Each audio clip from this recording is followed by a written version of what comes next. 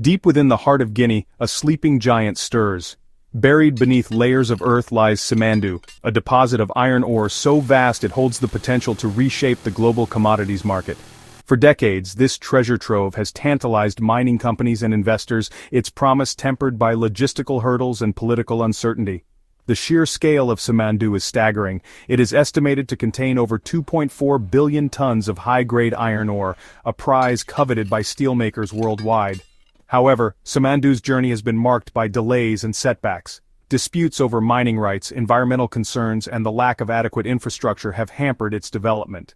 The project has changed hands multiple times, with global mining giants like Rio Tinto and Chinalco vying for control. But the allure of Simandou's riches has proven too strong to resist. After years of stalled progress, a renewed push is underway to finally unlock the mine's potential. The revival of Simandou comes at a crucial juncture for the global iron ore market.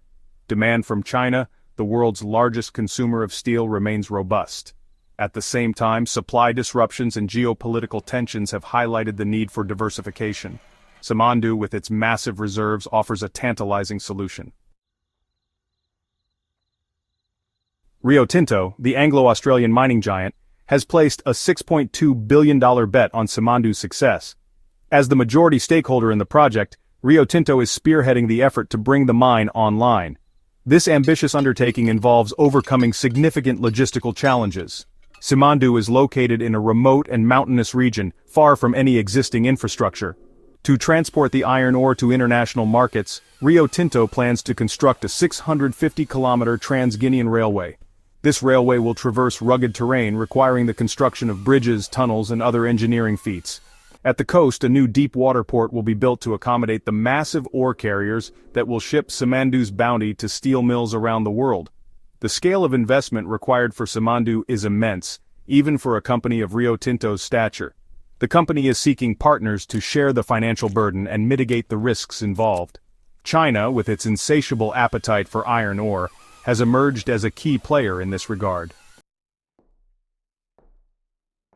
China's approval is crucial for Simandou's success. As the world's largest steel producer, China is the primary market for iron ore. Securing Chinese investment and offtake agreements is essential for Rio Tinto to secure the financing needed to develop the project. China, for its part, is eager to diversify its sources of iron ore. Currently, China relies heavily on imports from Australia and Brazil. This dependence on a few key suppliers leaves China vulnerable to price fluctuations and supply disruptions. Simandou, with its massive reserves, offers China an opportunity to reduce its reliance on existing suppliers and gain greater leverage in the iron ore market. Chinese companies are already involved in the Simandou project. Chinalco, a state-owned aluminum producer, holds a minority stake in the venture. Chinese banks are also expected to provide financing for the project. However, securing final approval from the Chinese government is no small feat. The Simandou project is not just about extracting iron ore from the ground. It is also about building infrastructure that will connect Guinea to the global economy. The proposed Trans-Guinean Railway and deep water port are more than just logistical necessities. They represent a transformative opportunity for Guinea. The railway will not only transport iron ore but also connect remote communities to markets and services. It will facilitate the transportation of agricultural products, manufactured goods, and people, fostering economic development along its route. The deepwater port will not only serve as an export hub for iron ore, but also create opportunities for other industries, such as fishing and tourism. However, the construction of such massive infrastructure projects is not without its challenges. Land acquisition, environmental protection, and community engagement are all critical issues that need to be addressed.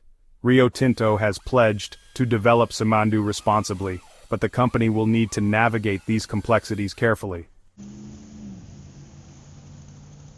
Section 5. Guinea's Paradox, rich in resources, grappling with instability.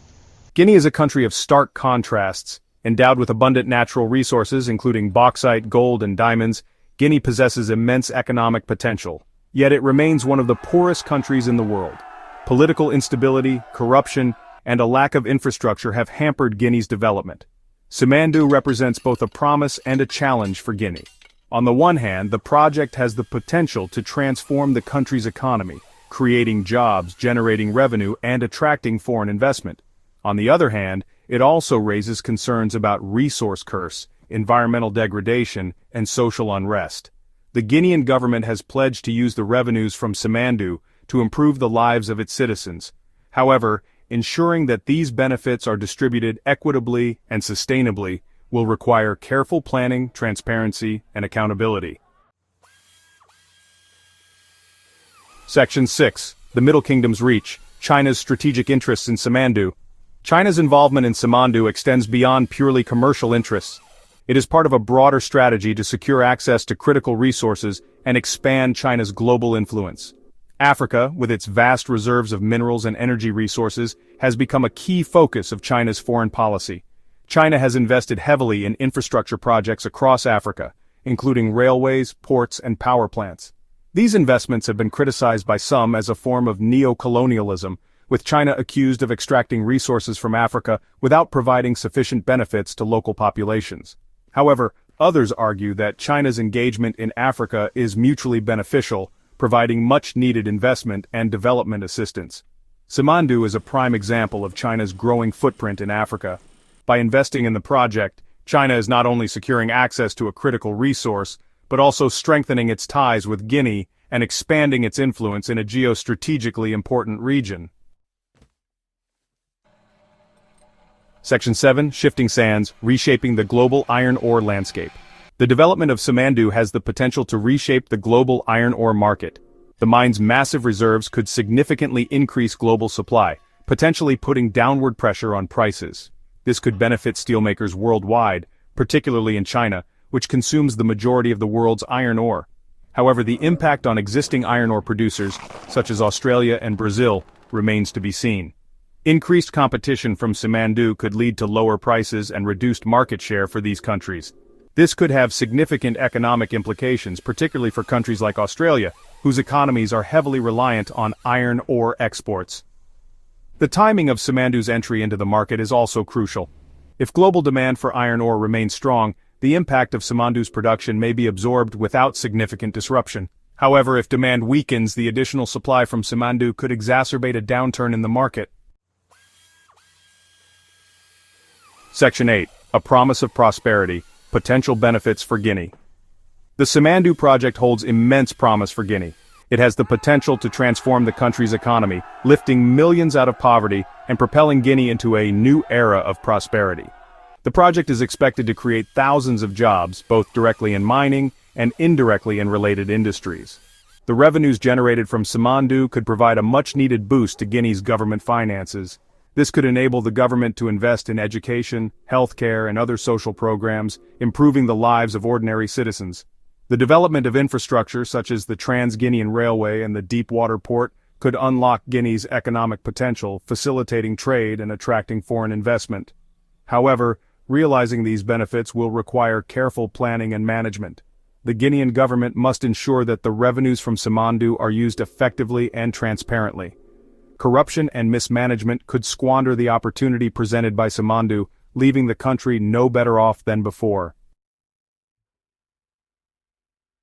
Section 9. Navigating the uncertain terrain, challenges and obstacles. The path ahead for Simandou is not without its challenges. Navigating the complex political landscape of Guinea, addressing environmental concerns, and managing community expectations will be crucial for the project's success.